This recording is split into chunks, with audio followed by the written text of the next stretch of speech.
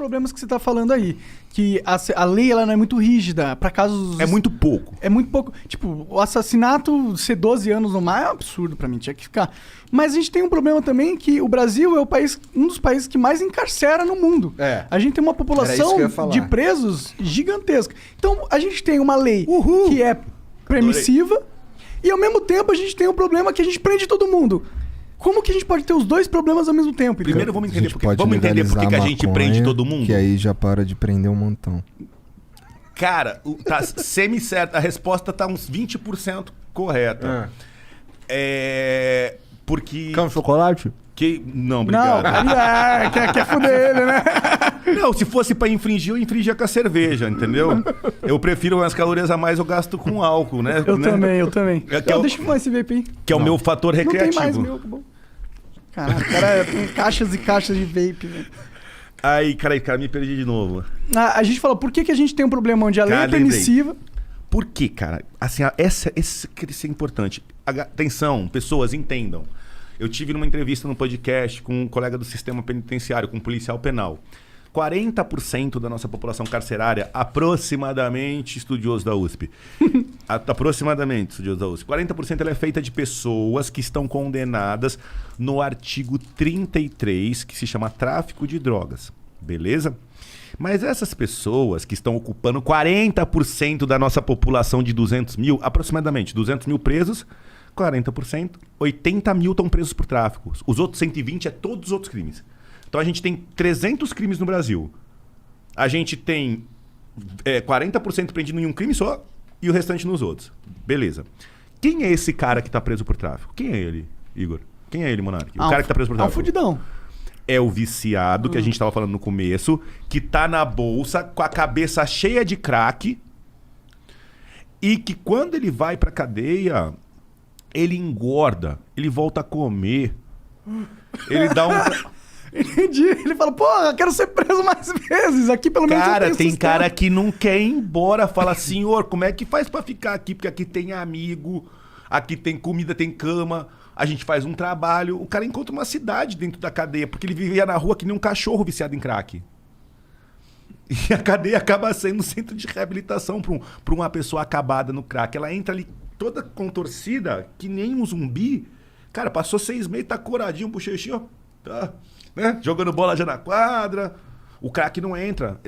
Eu ouço histórias e histórias de penitenciárias que eles fazem de tudo pra entrar maconha pra acalmar os presos, as famílias tentam passar, os ninjas tentam jogar por cima, mas evita-se porque é destrutivo demais, acabar com a cadeia. Crack, né? O crack. É. Então a maconha até, você diria que é inteligente pros policiais penitenciários deixarem que tenha um consumo de maconha? Eles não deixam de jeito nenhum, porque é cadeia. O policial se ele vê... É o que eu te falei assim, pô, eu sei que você é usuário, beleza. E assim, eu entendo o usuário, assim, saúde pública... Problema de saúde pública é quem é usuário de uma droga ilícita e não tem autocontrole. Então, assim, uma pessoa que consome cannabis, trabalha, paga suas contas e tal, ela está infringindo a lei, sim. Ela não pode estar portando porque ela só pode ser presa, mas não tem pena privativa de liberdade. Mas ela não é um problema de saúde pública. Enquanto um cara que consome álcool todo dia, do mais vagabundo e bate na mulher em casa, ele é um problema de saúde pública. Ele é um viciado. Você tá entendendo? Sim. Então, assim, dentro disso, você tem uma população... Tem pessoas que consomem a cannabis que não são viciadas. Mas o cara que tá preso por tráfico, ele não é um traficante. Esse cara, ele é um viciado, ele é um problema de saúde pública, alguém totalmente perdido, que é usado por um bando de playboy sem vergonha, que são esses traficantes dono de biqueira meia boca, um bando de safado, de playboy que fica usando pobre, que mora aqui na Zona Sul pra usar pobre, que também não é muito rico, uns bostinha. Tá? São uns merdinha. Então eles usam, destroem ali, usam aquele moleque carente que foi cooptado pelo tráfico, pela droga. O moleque tava na roda de corote, encheu tanta cara de corote, não sabia o que fazer, tava loucão, deram uma maconha, depois deram uma maconha pra ele com mescladinho, com uma tal, e ele já foi. E aí do cara não contente, depois de viciar, pega e bota pra trabalhar. Qual que é o final do moleque? Preso por tráfico na cadeia, no lugar do dono da biqueira.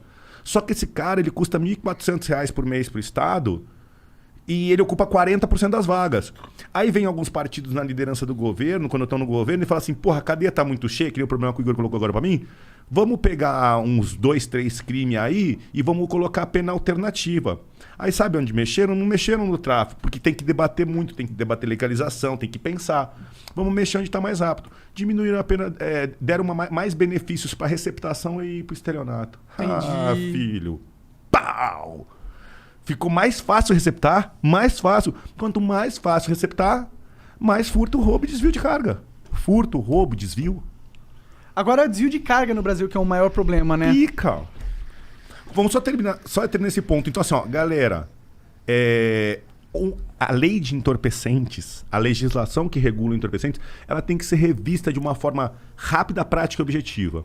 Então, assim, as pessoas deviam parar para estudar e mandar para a cadeia o verdadeiro traficante.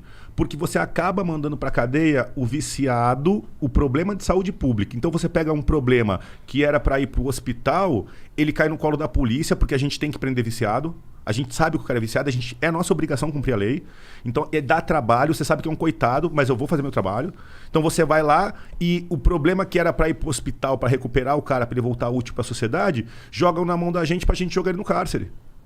Então o problema vai muito além da polícia, sabe? Assim, o problema de legalização de drogas ou não é um problema social brasileiro que a sociedade brasileira tem que discutir e não falar assim, é proibido, então a polícia vai lá e atropela todo mundo. Aí a gente ainda a polícia fica com a responsabilidade de um bilão da sociedade. Isso é interessante que tu tá falando, porque me mostra, assim, você é delegado, você tá falando, inclusive, que o cara que tá sendo preso lá... Não sou delegado, a gente é truta de quartel. Nós já temos uma amizade aqui já. Mas tu... Eu sou malvadinho igual você. O Monark é um cara... Você é uma pessoa boa. Nós somos pessoas más, que tentam manipular as pessoas. Tá. Vamos lá. Mas, pô, tu tava falando que o traficante mesmo, na real, não é esse moleque que vai pro cárcere lá. Não, então, esse é o otário. Esse é o otário. Loki. Isso é interessante. É quem vai pagar a conta. O morto-vivo. Isso é interessante porque, vamos lá, se a gente legaliza a maconha, a gente pode até dar uma diminuída nessa parada aí, mas a verdade é que o impacto seria mínimo, né? Eu também acho. Você legaliza uma coisa, você não vai acabar com o tráfico. Você tá vendo como tá legal o nosso debate? Então, tá entendendo quando a gente tá chegando em conclusões? Então não adianta... Pra mim, eu acho que tinha que legalizar todas as drogas.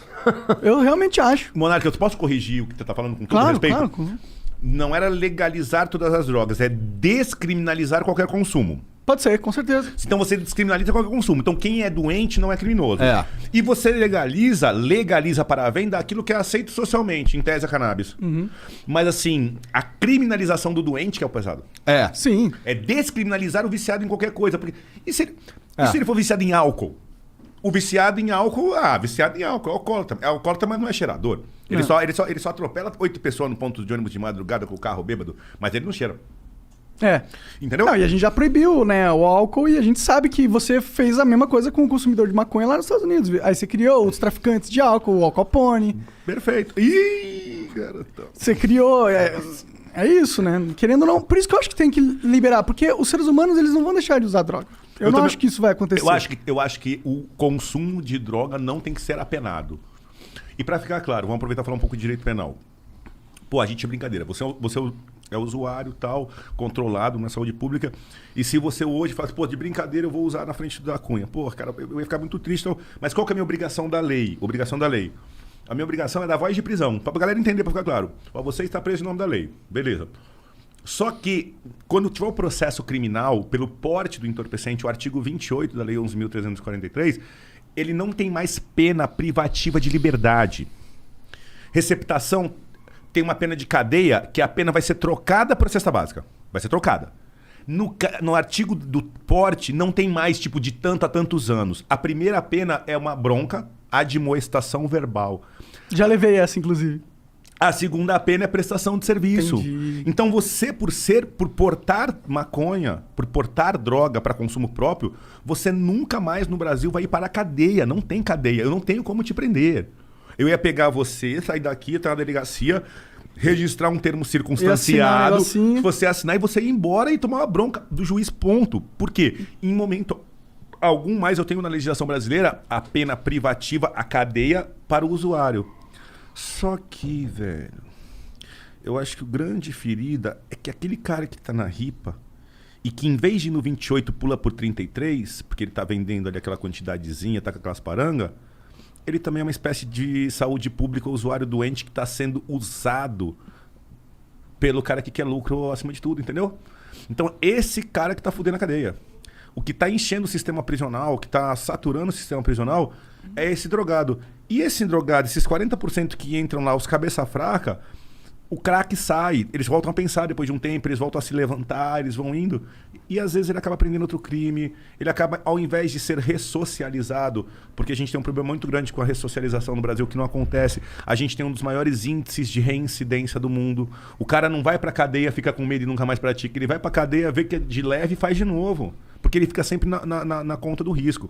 Então, assim, um dos maiores soluções em termos de política criminal, na minha opinião, era dar uma mexida nesse binômio aí. O verdadeiro traficante, a gente... Ir atrás dele? O verdadeiro. E não encher a cadeia. Meu, dá a pena alternativa. Pega esse cara, esse usuário que tá na ripa, pega esse cara que foi pego lá, bota ele pra trabalhar no asilo. Bota ele. Porra. E você entendeu? Não enfia ele com o preso malandro. Enfia ele pra uma prestação de serviço comunitário. Manda ele pra fazendinha, cara. Manda o cara pra lavar, passar, esticar a cama dele. Dá um salário pra ele. Isso. Ele é saúde pública. Você tá entendendo? E aí, mas nesse caso aí, hoje, 2021, não adianta a gente conscientizar o polícia. A gente tem que mudar como a regra do jogo, né? Tem. Só que assim, hoje em dia a gente tem um negócio chamado rede social e internet, que eu acho assim, se no Brasil, qual a dificuldade hoje em dia de uma democracia direta? Qual a dificuldade de você colocar um projeto de lei e as pessoas que quiserem parar, olharem, entrarem e votarem? Qual a dificuldade que a gente tem com o mundo digital de fazer um plebiscito, de realmente ouvir a opinião direta do povo? Entendeu? Então o que falta é vontade política de mexer nessas coisas que não dão voto e geram preconceito. Eu vim aqui discutir com vocês cannabis, eu tô me expondo de uma forma absurda para ser chamado de maconheiro, porque eu sou conivente, porque não sei o que lá. Só que assim, esses ataques que eu vou sofrer, eles são infinitamente menores a prestação de serviço que a gente está fazendo aqui, de botar a molecada que são os fãs de vocês, do Igão, do Mítico, vocês têm uma massa de molecada de 10 anos a 25, que é o futuro do país. E eu não quero que eles saiam daqui pensando que tem que legalizar ou que não tem. Eu só quero que eles aprendam a pensar. Pensar. Só pensa, desgraçado. Pensa e forma uma opinião e fundamenta. Tem opinião? Tem. Qual que é o fundamento? Da Cunha tem opinião? Tenho. Sou contra no Brasil e... Eu sou contra no Brasil, de qualquer forma, e sou contra em qualquer lugar do mundo com menos de 25 anos. Se o lugar do mundo for muito primeiro mundo, for muito ok e tal, e for ser só uma recreação acima de 25, tem como fazer. Eu tenho uma posição.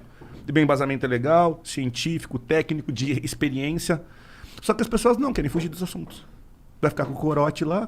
Atenção, você larga essa porra desse corote na narguilha. Vai trabalhar, velho. Vai trabalhar, cara. Porra, cara, vai pensar na vida, vai caminhar no parque, filosofar, pensar sozinho, ler um livro aí. Fazer algo de útil pra nós, né, mano? Tá entendendo? Então assim, ó, porra, primeira coisa pra gente pontuar legal. Cara, a gente tem que rever o 33.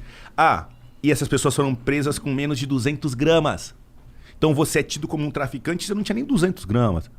Porra, um cara que usa bastante 200 gramas é o consumo dele de 2 meses ali que ele guardou. De prensado, sim. 2, 3 meses que ele guardou. Sim, fácil. Ixi, tem uma época que eu fumava prensado, eu fumava uns 400 gramas de prensado. Tá corroído o cérebro, mano.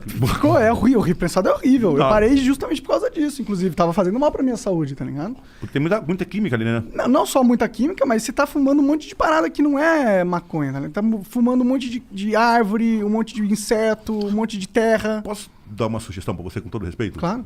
Você é um puta de um formador de opinião. As pessoas, assim, te seguem. É um assunto delicado que eu vou falar com vocês. Com o maior respeito que eu tô falando. Mas, assim... A questão, às vezes, eu sei de algumas entrevistas que você tá aqui, tá na sua casa, à vontade, você usa e tal. Se a pessoa não se incomoda e não tem um policial, ninguém tem obrigação de nada. Respeito, entendo, sou um cara democratizado e cabeça aberta, o ponto de não ser hipócrita. Mas, assim, o maior medo que eu ia te falar isso, assim, fiquei muito medo de falar isso.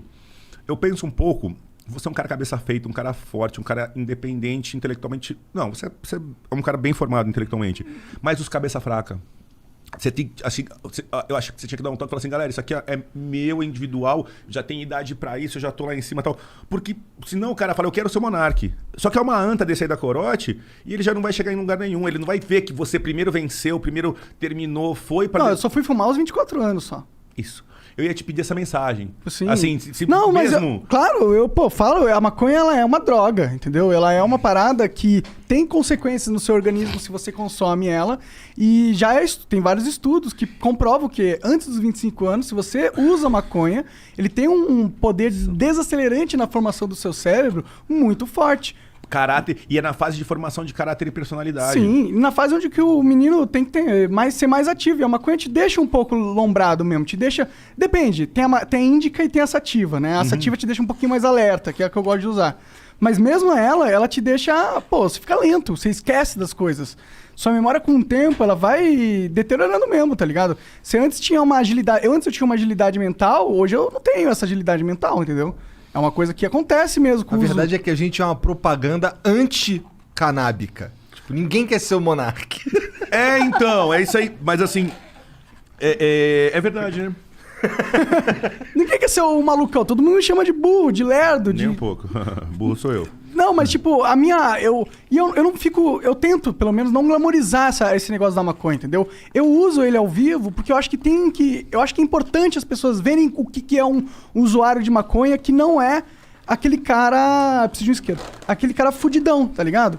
Não é aquele cara com mente fraca. Eu acho legal mostrar pra galera que é possível você consumir maconha e não acabar com a tua vida, tá ligado? Mas o consumidor de maconha bem-sucedido no Brasil, ele não quer mostrar isso porque ele vai ser vítima do preconceito social. Exatamente. Então o consumidor bem-sucedido que usa título recreativo no lugar do álcool, ele não quer aparecer. Pô, ficou chique, hein? Pô, deve estar uma delícia sair pra aqui. Caralho, cara. Geladinha. Eu tô procurando água. Quantas calorias tem nessa porra, hein? A cerveja é pouquinho, pô, mas não vai matar. Uma, Aí o Cariani chega aqui, abre a porta. Que porra é essa que tá acontecendo aqui? Não, Cariani.